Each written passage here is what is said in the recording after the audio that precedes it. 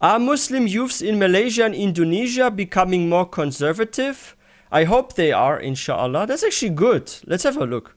Aku tak minat kalau konsert macam ceramah-ceramah tu macam maulid minat. Just macam kena mengundi agama first.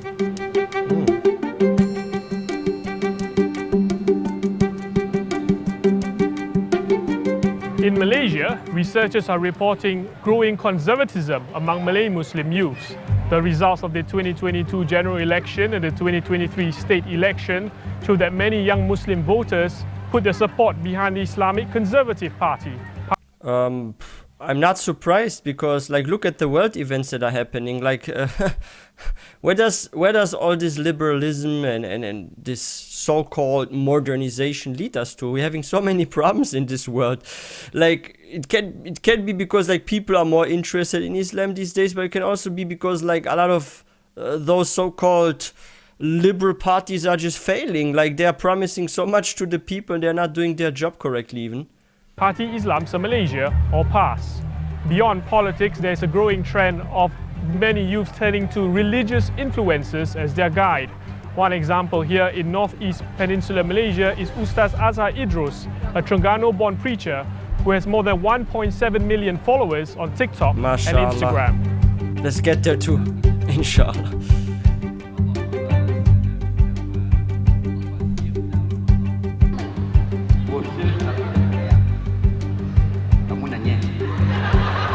He's a nice guy, mashallah. Allahumma barik. Penyampaian maksudnya ceramah daripada Ustaz Azhar ni selalunya sampai untuk golongan muda. Sebab saya kata saya dengar daripada waktu saya muda lagi. Jadi yo, what she's saying, like no in general, like this is the thing we have, like in Germany we have this issue.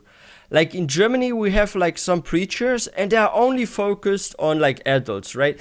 Like we don't have so many preachers here in Germany or famous influencers in the German language that are doing stuff for kids. Like we need this more in Germany, like content creators, like it doesn't matter if it's TikTok or YouTube, that are making like educational videos about Islam for kids. We really don't have this here in Germany, unfortunately. Like it's very rare here, and I wish like there would be more.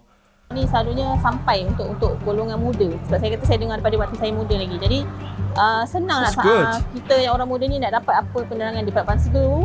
Kita tengok ustaz-ustaz semua macam serius je kan. Tapi Ustaz Azhar ni dia menggunakan cara pendekatan dia kepada anak muda ni dengan you don't want to scare kids. Secara santai. Maksudnya lawak-lawak sikit tapi faham. Benda tu kita dapat sampai.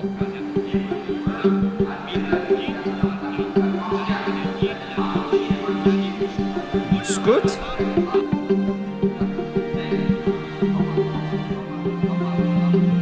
Of course, there's like so much fitna.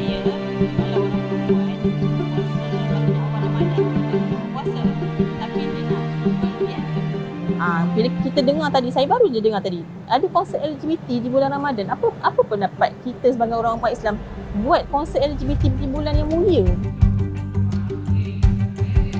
Like the thing is, like we as a Muslim community, we have to work against like people brainwashing our kids, right?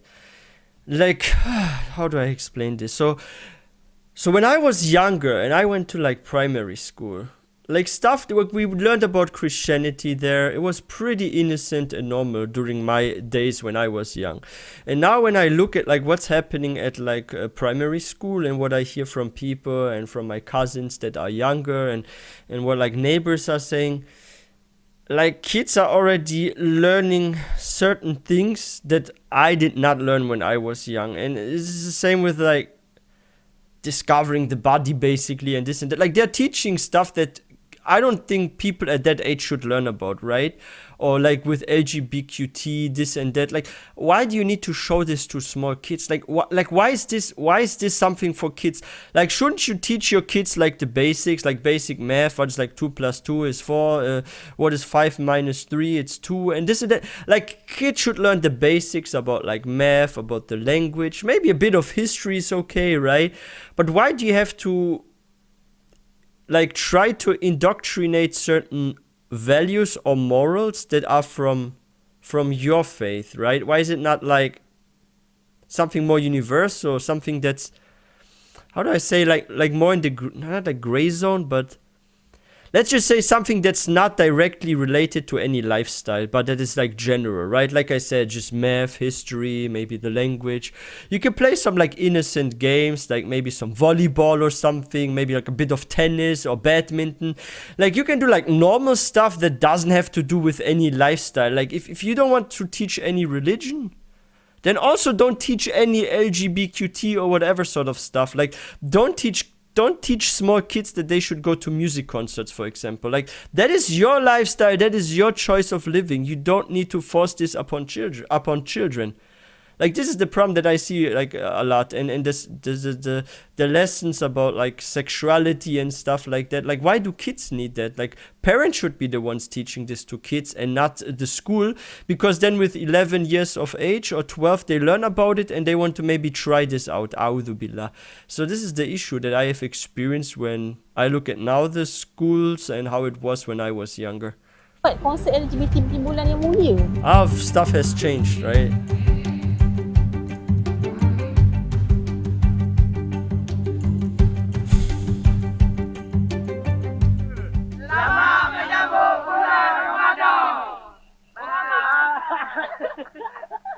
Saya pun ada kawan-kawan yang macam terjoin sekali lah, ada join sekali dengan gelombang hijau green wave ni. Ya, more majority anak muda kalau ceramah keagamaan macam Ustaz Zaidul datang itu ramai anak muda, UAI, Ustaz Abdul Somad sekali. Kalau tu memang more tu anak muda. Kalau ceramah bab politik memang full politik, saya rasa anak muda kurang sikit. Ada tapi tak ramai.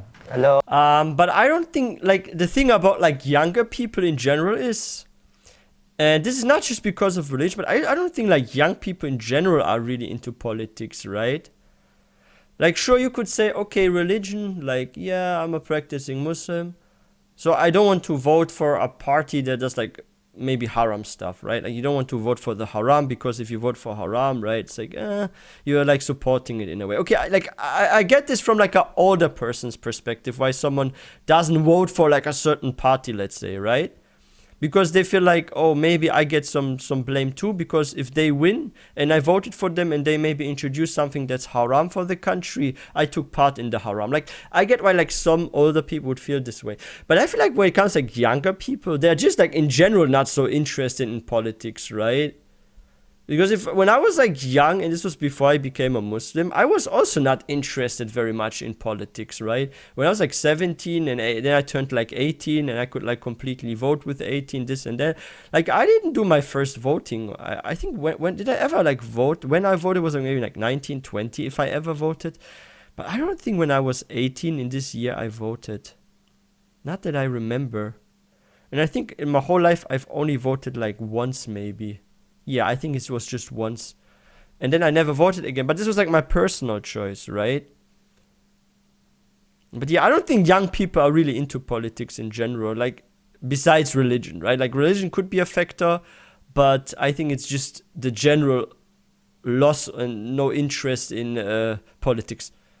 Ada tapi tak ramai.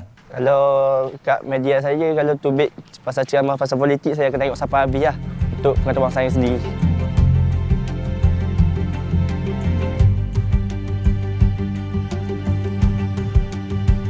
But they're the next generation.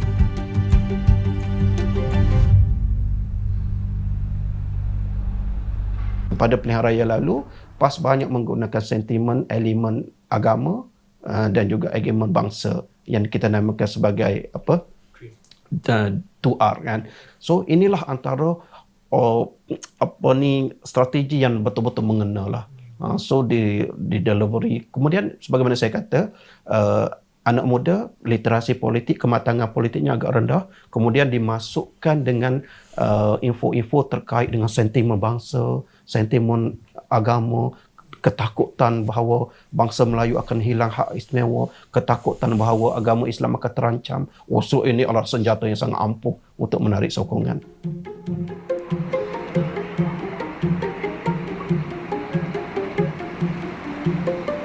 Indonesia held its presidential and legislative elections in February. The winners are Prabowo Subianto, who is the head of the Nationalist Party Gerindra, and his vice presidential candidate Gibran Raka Buming Raka. They don't belong to any Islamic political parties. According to surveys, the majority of Gen Z in Indonesia voted for candidates who are not affiliated with any Islamic political parties, suggesting that the majority of them are not becoming more conservative.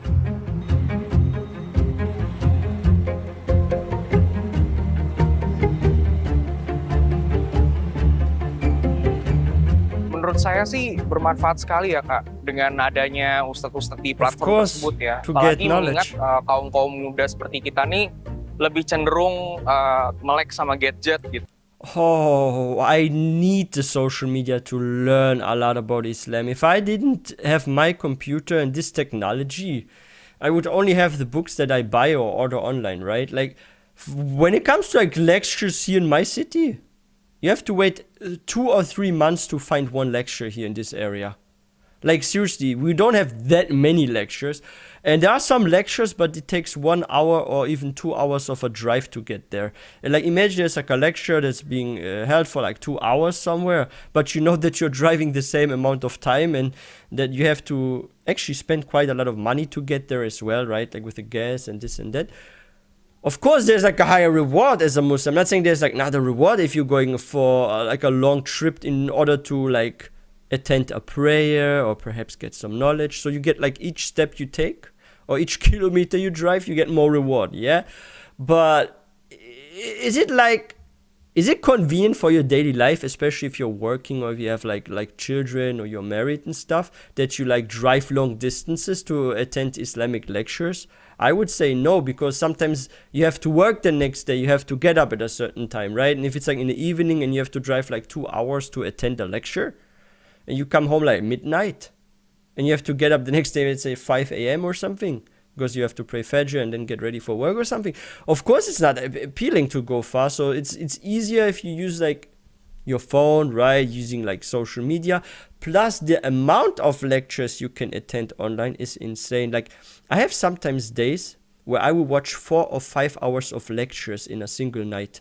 So it's like in one night I attended 2 lectures or something, right? Like this one is 2 hours, this one is 2 hours. So I had like 4 hours of lectures in one night. Why? Because I have like the media I can use with that, like for that, right? So I would say it's actually more efficient as well, because not only do you save the driving time to get somewhere, but you can like watch multiple ones throughout the whole day. One in the morning, one in the afternoon, one in the evening. You do this for like a couple of months and you have like a lot of Islamic knowledge actually. Dibandingkan ikut-ikut kajian itu sendiri. Nah.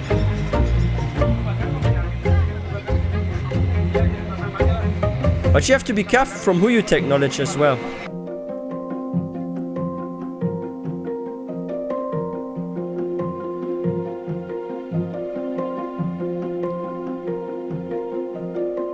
That's fashion and shopping. Okay.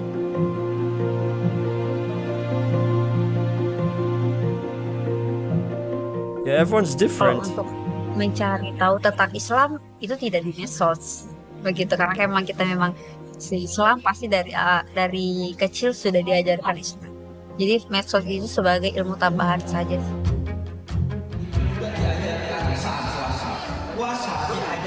As to why it might have been harder for preachers to influence youth politically, analysts I spoke to cited Pancasila, Indonesia's founding ideology, which... No, but the thing is this, how do I say this? So, if you're using your phone, right, and something pops up that maybe relates to something you recently think about, like, let me guys give you an example. So there's a sister like her, and she maybe feels lonely and she wants to get married or something, right? And then something pops up on her phone about nikah or why a Muslim should get married at a young age or something. And maybe she's like, oh, that's actually interesting because I actually have this sort of thought recently or feeling or something, right? So sometimes it's like this actually, and this is like what creeps me out sometimes about like my phone even or like social media. It's like sometimes you think about something and it actually just pops up on your social media that is actually related to something that is on your mind right now or something, right? Or for example, maybe like the importance of prayer, right? And maybe recently someone has problems getting up for Fajr and suddenly something pops up on their TikTok or something. It says the importance of prayer, why Muslims should pray 5 times or something, right? And then like they watch it because this is recently maybe something personal they're experiencing, like some issue like waking up for Fajr or something, right? So this is actually funny. And you know, it's like weirder, it's like that actually the phone sometimes knows like what you're thinking. I know it's like something about like watch history and stuff, but it's actually funny how sometimes when I open like my phone, it shows me what I recently thought about. Like this thing can read my mind. It might have been harder for preachers to influence youth politically. Analysts I spoke to cited Pancasila, Indonesia's founding ideology, which aims to unite Indonesians irrespective of their religion. And even though Indonesia has the world's biggest Muslim population, many practice a moderate form of Islam with a long history of coexisting with non-Muslims. I mean, coexistence has nothing to do with practice. Example, this Istiqlal Mosque is just opposite this cathedral. Yeah. Let me actually make something clear here, because there's a huge misunderstanding, and I always hear this from either non-Muslims or from non-practicing Muslims. And I'm going to bring you guys like a lot of historic context and evidence that this is actually a lie, a fake assumption, and this has nothing to do with real Islam and Muslims that are 100% practicing their faith and that are conservative, or what they describe here, right? Okay, so let me explain. So back in the day when our Prophet Muhammad sallallahu alaihi wasallam became a messenger and Islam first came, right? There was a hijrah done to Abyssinia, right? And there were like Christians there, and there was like some hijrah happening there, right? And Christians were together with Muslims, and this was during early Islam, right? And everyone got along with each other. There were even Jews that sought refuge sometime later with Muslims, and they were actually accepted. Some Jews even worked for Muslims. So when our Prophet Muhammad sallallahu alaihi wasallam died, he was actually in debt because of a shield he had gotten fixed by a Jew. And then either Abu Bakr radiallahu anhu or Ali radiallahu anhu actually paid off the debt of Rasulullah sallallahu alaihi wasallam, right? So what does this show? This shows that Jews were working together with Muslims. The same thing is, there was also a Jewish servant that was serving Muhammad sallallahu alaihi wasallam, right? There are also others that were like doing trades with Jews, with Christians, with atheists, with polytheists. If you look at like the Sahabas radiallahu anhum, how they were with like non-Muslims, it shows that there was always a coexistence. And now a lot of people are having this misunderstanding in Islam. If they see someone like myself that has a beard, that doesn't shake hands with women, that prays 5 times, that someone like this is super conservative and cannot talk to non-Muslims or be friends with them. No. And there's a hadith that a lot of people are also misunderstanding. So there's a hadith saying you should not take the non-Muslims as close allies, or as those that you are trusting. Why is that? It is not because Islam is forbidding you from interacting with non-Muslims or being kind to them. No, it's actually quite the opposite. Islam is encouraging you to be nice and kind to others. I mean, how else are you going to open their hearts to Islam so that they are going to convert, that they're going to say the Shahada and become Muslims? Like, in order to do this, you must be kind. You need to talk to non-Muslims, because otherwise there's no dawah. And if you look at our Prophet Muhammad sallallahu alaihi wasallam and the Sahabas radiallahu anhum, they had like a lot of interactions with non-Muslims to open their heart to Islam, to spread the message, right? So it is not forbidden to coexist. However, what, for example, this one hadith means that you shouldn't take them as like close allies, right? Is because if you do this, they could try to influence your faith and say, hey, you should do this, you should get a girlfriend, you should drink this, you should consume this and this. Like, there could be some sort of impact, right? That's why our Prophet Muhammad sallallahu alaihi wasallam said also, and this is a hadith, that a person is more likely to follow the religion, the faith of their friends, so you should be careful who you take as friends. This does not say you can't be friends with them, but the friends that are non-Muslim should be an addition. They should not be your main core of friends, if that makes sense. So what I always advise to people that are having non-Muslim friends, keep them as friends, but make sure that your core friends and your closest friends are always the Muslims, because your friends are going to influence you. And if you have like friends that are constantly like drinking, partying, this and that, they're going to be an influence on you. If you're a sister and you have those fitna friends, right, that are constantly like wearing the miniskirt, this and that, they are going to make you look at them a lot, and maybe they listen to music, so they're going to make you listen to music. They're going to make you wear tighter and tighter clothes until you're no longer wearing the abaya or something, right? And now you suddenly have the skinny jeans, and you're still having the hijab, but everything else is like super tight clothing, right? So you have to be very careful, because they always have an influence on you. But I'm not saying they can't be your friends, but they should be a part of your friends and not your main core of friends, if that makes any sense. And then try to do dawah with them, take it slow, like don't overburden people. And what I always advise is, first of all, teach people Tawheed, what it means to believe in just one God. Show them the miracles of the Quran. Maybe show some social problems and explain how Islam would solve them. Like show them that Islam is the truth and that this can bring benefit for mankind if it's being practiced correctly. Yeah, that's my message to those of you that have non-Muslim friends. Be kind and respectful to them, and slowly bring them closer to Islam with Allah's allowance, with His permission.